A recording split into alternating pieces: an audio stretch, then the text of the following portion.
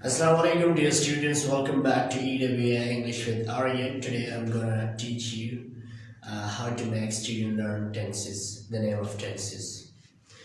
आज मैं आपको बताने जा रहा हूँ कि हमने टेंसेस के नाम जो है वो किस तरह सीखना है, या टीचर्स हजरात जो मतलब स्टूडेंट्स को टेंसेस सिखा रहे हैं तो उन्होंने टीचर स्टूडेंट्स को टेंसेस के नाम किस तरह सिखाना है। तो मैं आपको एक कहानी बताने जा रहा हूँ, आप इस कहानी को और से सुनते जाओ तो फिर इंशाल्लाह बासानी आप अपने स्टूडेंट्स को टेंसेस के नाम सिखा सकते हैं।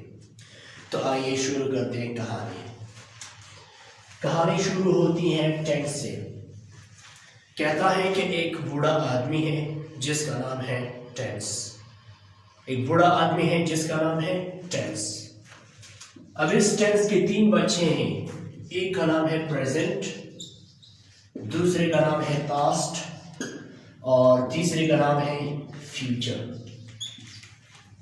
बूढ़ा आदमी है जिसका नाम है टेंस, बात समझ आती है।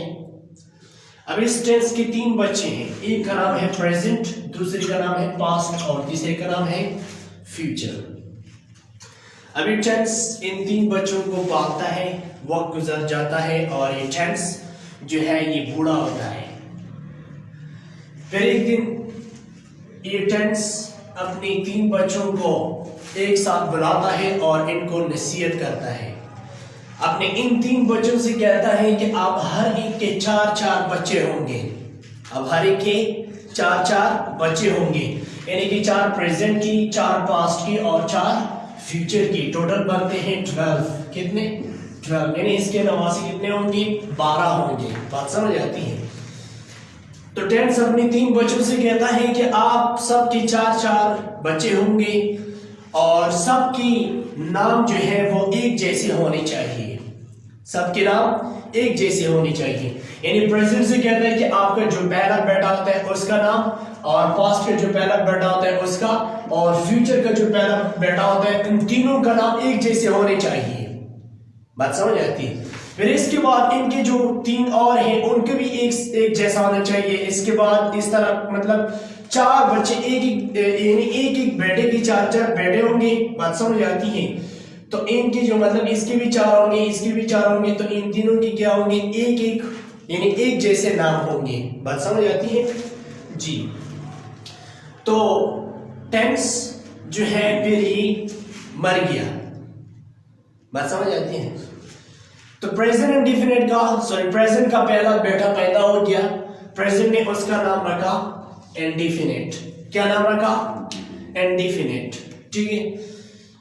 फिर पास्ट का एक बेटा पैदा हो गया, उसने भी इसका नाम रखा इंडेफिनिट। और फिर फ्यूचर का भी एक बेटा पैदा हो गया, इसने भी इसका नाम रखा इंडेफिनिट, क्योंकि इसके दादा की टेंस का इनको क्या था? नसीहत था कि आपको आपकी जो पहले बच्चे पैदा हो जाएंगे इन तीनों का एक ही नाम होना चाहिए। तो तीनों ने अपने अपने पहले जो इनके बेटे पैदा हो गए तीनों के नाम एक जैसे रखे। इसने भी अपने बेटे का नाम इंडेफिनिट रखा, इसने भी इंडेफिनिट रखा और इसने भी इंडेफिनिट रखा। बात समझ आती है। तो इसके बाद इसका दूसरा बेटा पैदा हो गया, इसने इसका नाम रखा कंटिन्यूअस। क्या? कंटिन्यूअस। तो पास्ट ने भी अपने दूसरे बेटे का नाम रखा कंटिन्यूअस और फ्यूचर ने भी अपने दूसरे बेटे का नाम रखा कंटिन्यूअस। फिर इसके बाद ये जो प्रेजेंट है इसका तीसरा बेटा पैदा हो गया जिसका नाम रखा परफेक्ट। पास्ट ने भी अपने तीसरे बेटे का नाम रखा परफेक्ट और फ्यूचर ने भी अपने तीसरे बेटे का नाम रखा परफेक्ट। बात समझ आती है जी। फिर इसके बाद प्रेजेंट जो है इसका 14 बेटा पैदा हो गया, इसने अपने 14 बेटे का नाम रखा परफेक्ट कंटिन्यूअस। बात समझ आती है। तो पास्ट ने भी अपने 14 बेटे का नाम रखा परफेक्ट कंटिन्यूअस और फ्यूचर ने भी अपने 14 बेटे का नाम रखा परफेक्ट कंटिन्यूअस। अब ये बच्चे जो हो गए इस खानदान के, टेंस के खानदान के जो ये बच्चे हो गए ये 12 हैं और इन 12 में से 3-3 बच्चों का एक जैसा नाम है। 4-4 बच्चों का एक जैसा नाम है। बात समझ आती है। अभी जो 12 बच्चे हैं ये 3 बाप के औलाद हैं। इनमें से 12 बच्चों में से 4-4 बच्चों का एक जैसे इसम है, एक जैसे नाम है। इंडेफिनिट इंडेफिनिट इंडेफिनिट ठीक है, तीन तीन बच्चों की। फिर इस तरह कंटिन्यूस कंटिन्यूस कंटिन्यूस, फिर इसी तरह परफेक्ट परफेक्ट परफेक्ट, फिर इस तरह perfect continuous perfect continuous perfect continuous, ठीक है। अच्छा, अब ये जो तीन यानी इसके प्रेजेंट पास्ट फ्यूचर, ये जो तीन बाब हैं, ठीक है, तो ये अपने बच्चों को मतलब उनके नाम से पुकारते हैं। तो इंडेफिनिट के नाम से तीन बच्चे हैं, बात समझ आती है। तो ये प्रेजेंट जो है ये अपने बेटे को यानी अपनी इंडेफिनिट बेटे को बुलाता है। तो इसके साथ साथ फिर ये वाला इंडेफिनिट भी और ये वाला इंडेफिनिट भी आता है। प्रेजेंट अपने बेटे को बुलाता है, लेकिन ये इंडेफिनिट जो है ये दूसरे और बच्चों के भी नाम है, बात समझ आती है। तो ये जो इंडेफिनिट है इसके साथ साथ ये इंडेफिनिट भी प्रेजेंट को आते हैं। इसी तरह जब पास्ट अपने बेटे को बुलाता है तो इसको प्रेजेंट और फ्यूचर के आते हैं, और जब फ्यूचर अपने बेटे को बुलाता है तो इसके साथ क्या प्रेजेंट और पास्ट के, क्योंकि उनके भी नाम इंडेफिनिट है ना, ठीक है। तो फिर ये तीन मिलकर, ये तीनों ने मतलब मिलकर उन तीनों ने फैसला किया कि हमने इनके नाम को या तो चेंज करना पड़ेगा या तो मतलब कुछ इसके साथ ऐड करना पड़ेगा, ठीक है। फिर इसमें से प्रेजेंट ने कहा कि हम इनके नाम तो चेंज नहीं कर सकते क्योंकि ये दादाजी का नसीहत है, ठीक है। तो फिर इन्होंने सोचा, तो इन्होंने कहा कि चलो एक काम करते हैं। क्या करते हैं? एक काम करते हैं। तो प्रेजेंट ने कहा कि मेरा जो बेटा होता है इससे पहले मैं अपने नाम का इजाफा करूंगा, इससे पहले इसके नाम से पहले अपना नाम ऐड करूंगा। तो जब ये प्रेजेंट अपनी चार बच्चों के नाम से पहले अपना नाम ऐड करता है तो इसका जो इंडेफिनिट बेटा है इससे पहले प्रेजेंट लगेगा ना, ठीक है। तो ये होगा प्रेजेंट, क्या होगा? प्रेजेंट। ये इंडेफिनिट जो है ये प्रेजेंट का बेटा है, तो प्रेजेंट इसका बाप है। इसके बाप ने क्या किया? इससे पहले अपना नाम ऐड किया, ठीक है। इसके बाद इसी तरह इसने अपनी दूसरी बेटे के साथ भी अपना नाम ऐड किया, प्रेजेंट। पहले प्रेजेंट कंटिन्यूअस, फिर पास्ट कंटिन्यूअस। पहला इसका नाम था कंटिन्यूअस, अब इसका नाम हो गया प्रेजेंट कंटिन्यूअस, ठीक है। अच्छा, इसी तरह परफेक्ट के साथ भी पहले अपने नाम का एडिशन किया प्रेजेंट का, ठीक है। तो ये क्या हो गया? Present perfect. इसी तरह परफेक्ट कंटिन्यूअस के साथ भी अपने नाम का एडिशन किया, तो ये क्या हो गया? प्रेजेंट परफेक्ट कंटिन्यूअस, ठीक है। इसी तरह पास्ट ने अपने बेटों के नाम से पहले अपना नाम ऐड किया, यानी कि पास्ट इंडेफिनिट, ठीक है। कंटिन्यूअस के साथ भी अपना नाम ऐड किया, पास्ट कंटिन्यूअस। परफेक्ट के साथ भी अपना नाम ऐड किया, पास्ट परफेक्ट। परफेक्ट कंटिन्यूअस के साथ भी अपना नाम ऐड किया, तो क्या हो गया? पास्ट परफेक्ट कंटिन्यूअस, ठीक है। इसी तरह फ्यूचर ने अपने बेटों के नाम से पहले अपने नाम को ऐड किया, तो क्या हो गया? फ्यूचर इंडेफिनिट, ठीक है। और कंटिन्यू के साथ भी अपना नाम फ्यूचर कंटिन्यूअस, ठीक है। परफेक्ट के साथ भी अपना नाम फ्यूचर परफेक्ट, और परफेक्ट कंटिन्यूअस के साथ भी फ्यूचर परफेक्ट कंटिन्यूअस, ठीक है। अब फिर से इन तीनों ने एक और काम किया। इन तीनों ने फिर से मिलकर मशवरा किया कि आखिर में हम अपनी दादाजी का नाम भी ऐड करेंगे, इनके साथ अपनी दादाजी का नाम भी ऐड करेंगे। तो क्या हो गया? पहला जो बेटा था उसका नाम था इंडेफिनिट, इससे पहले इसके अबू का नाम लग गया प्रेजेंट, बन गया प्रेजेंट इंडेफिनिट। लास्ट में ये बंदा जो है अपने बेटे के साथ अपनी दादाजी का नाम भी ऐड करना चाहता है, तो ये क्या बनता है? Present indefinite tense, present continuous tense, present perfect tense, present perfect continuous tense, right. Past indefinite tense, and past continuous tense, and past perfect tense, and past perfect continuous tense, right? इसी तरह future indefinite tense and future continuous tense, और इसी तरह future perfect tense and future perfect continuous tense। तो अब इसको count करें, 1 2 3 4 5 6 7 8 9 10 11 12, ये है 12 टेंसेस, ठीक है जी। Present indefinite tense, present continuous tense, present perfect tense and present perfect continuous tense.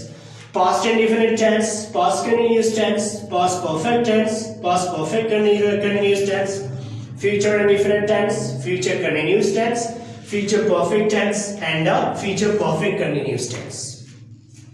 अब आते हैं स्ट्रक्चर्स की तरफ। स्ट्रक्चर्स की तरफ आते हैं। अच्छा, स्ट्रक्चर्स एंड टेंसेस। हमने टेंसेस में जो स्ट्रक्चर्स इस्तेमाल करना है वो इस तरीके के साथ हम इस्तेमाल करेंगे, यानी कि हम जो टेंसेस में जो फिक्र बनाते हैं वो हम इन स्ट्रक्चर्स के जरिए बनाएंगे। बात समझ आती है? अच्छा, पहले हमारे पास होता है पॉजिटिव स्ट्रक्चर। क्या होता है? Positive structure. पॉजिटिव स्ट्रक्चर किसी भी टेंस में हो, हमने सबसे पहले पॉजिटिव स्ट्रक्चर में सब्जेक्ट लगाना है। सब्जेक्ट में क्या आता है? He, she, it, singular noun, plural noun, I, we, they, etcetera. ये सब्जेक्ट में आते हैं, ठीक है जी, यानी काम करने वाला इसको कहता है। इसके बाद हमने हेल्पिंग वर्ब लगाना है, यानी कि do, does, is, am, are, has, have, has been, was, were, like this, alright. और इसके बाद हमने लगाना है मैन वर्ब, ठीक है, जो एक्शन होता है, जो वर्ब होता है, और आखिर में अगर फिक्र में ऑब्जेक्ट हो तो ऑब्जेक्ट लगाएंगे और अगर ना हो तो फिर नहीं लगाएंगे, ठीक है। लाजमी नहीं है कि हर फिक्र में ऑब्जेक्ट होगा। अच्छा, जब इसका मतलब नेगेटिव बनाते हैं, किसी भी टेंस का जब हम नेगेटिव बनाते हैं तो सबसे पहले हम फिक्र किस चीज से स्टार्ट करेंगे? सब्जेक्ट से स्टार्ट करेंगे। इसके बाद हम क्या लगाएंगे? हेल्पिंग वर्ब लगाएंगे, फिर इसके बाद नोट लगाएंगे, फिर मैन वर्ब लगाएंगे और फिर ऑब्जेक्ट लगाएंगे। इसी तरह जब हम किसी भी टेंस में इंट्रोगेटिव स्ट्रक्चर यानी कि इंट्रोगेटिव सेंटेंस बनाते हैं तो सबसे पहले हमने किस चीज से स्टार्ट करना है? हेल्पिंग वर्ब से स्टार्ट करना है, फिर सब्जेक्ट से, और इसके बाद मैन वर्ब से, फिर और आखिर में क्वेश्चन मार्क, राइट। अच्छा, NIS मतलब नेगेटिव एंड इंट्रोगेटिव स्ट्रक्चर, ठीक है।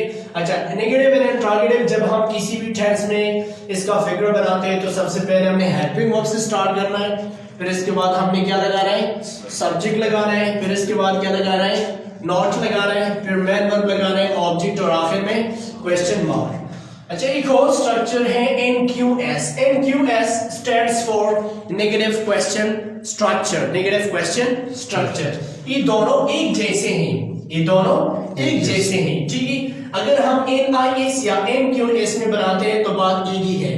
बात एक, फर्ज किया हमने कि क्या वो स्कूल नहीं जाता है, क्या वो स्कूल नहीं जाता है, ठीक है। तो हम कहते हैं does he not go to school, does he not go to school। ये है NIS। NIS सबसे पहले हमने हेल्पिंग वर्ब लगाया, फिर सब्जेक्ट लगाया, फिर नोट लगाया, और फिर मैन वर्ब लगाया, और फिर आखिर में ऑब्जेक्ट लगाया, और आखिर में क्वेश्चन मार्क, ठीक है। अब ये जो NIS का फिक्रा है ये हम NQS में भी लगा सकते हैं। NQS में सबसे पहले हम हेल्पिंग वर्ब के साथ नोट लगाते हैं, लेकिन याद रखना कि जब हम हेल्पिंग वर्ब और नोट एक साथ इस्तेमाल करते हैं तो फिर बेहतर है कि हम शॉर्ट फॉर्म इस्तेमाल करें, यानी कि यहाँ पे डज नॉट ये एक साथ इस्तेमाल होगा, तो ये होगा डजंट। क्या?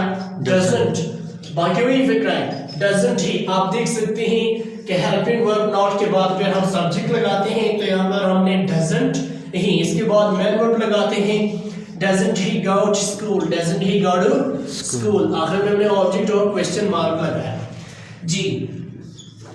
आज इसमें जो मतलब लास्ट स्ट्रक्चर है, स्ट्रक्चर्स तो ज्यादा है लेकिन अभी फिलहाल मतलब ये जो 4-5 चीज स्ट्रक्चर्स है ये काफी है।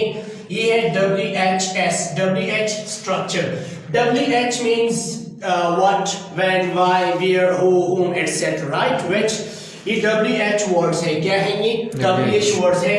तो मतलब हमने figure when, where, why, what, who, whom, whose, which, etc. इसे हमने स्टार्ट करना है, ठीक है। फिर इसके बाद हमने हेल्पिंग वर्ब लगाना है, फिर सब्जेक्ट लगाना है, और फिर मैन वर्ब लगाना है, और फिर ऑब्जेक्ट लगाना है, और फिर आखिर में क्वेश्चन मार्क लगाना है।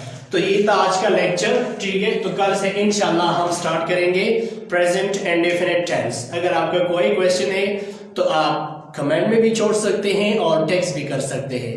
Wish you best of luck, thank you very much, all the best.